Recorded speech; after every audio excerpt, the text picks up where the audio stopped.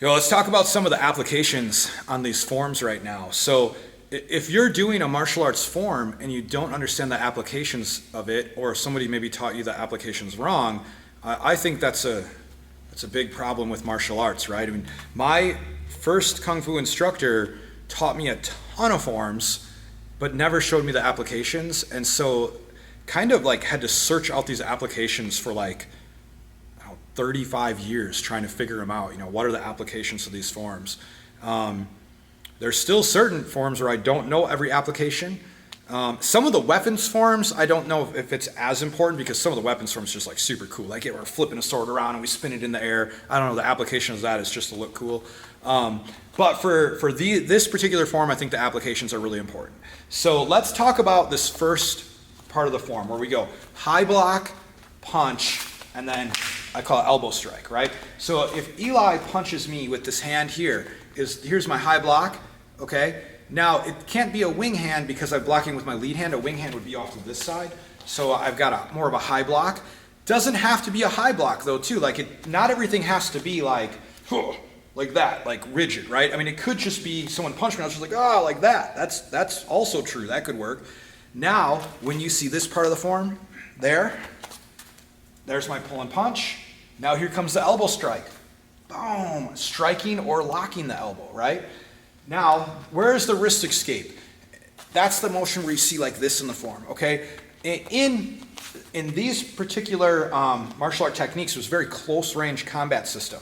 And so people will be grabbing you. So if he grabs me at some point, there's my wrist escape, okay? So if you grab with that one, they can see a little better. My wrist escape, and then I still have a connection to him, so I can still continue making those motions, right?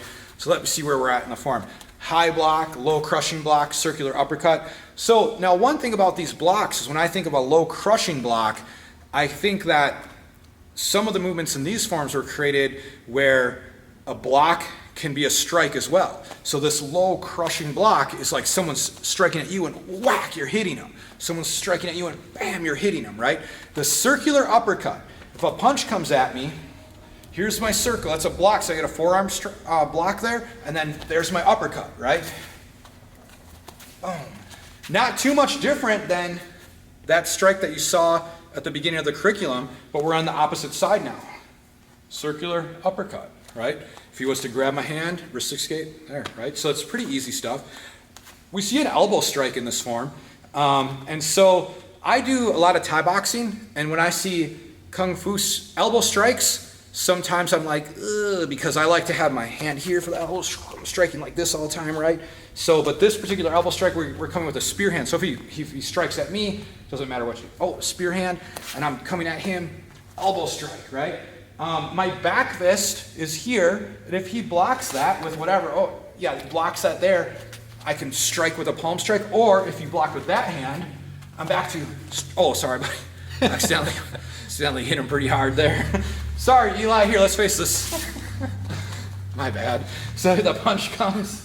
Where am I even at right now? Okay, back fist, and he's got that block. Now this pull and elbow strike, and then moving in for that final strike. That's in the form where we see here, right? Big kick on that side. So we're coming here. I mean, I think that's just like when I do that kick on the form, I can't like jump in the air like I used to be able to as much. So I'll generally just spear hand, kick, low tiger claws, and then back fist.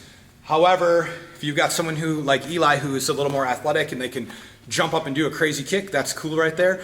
This low to back fist really represents what we already saw in a technique where, like, if I go low and he blocks, I'm here, but we're just doing it like this. We're coming here and then up, right? Technically, in Chinese martial arts, this is a groin strike. We don't really practice stuff like that in my school. It's not a really easy way to practice that.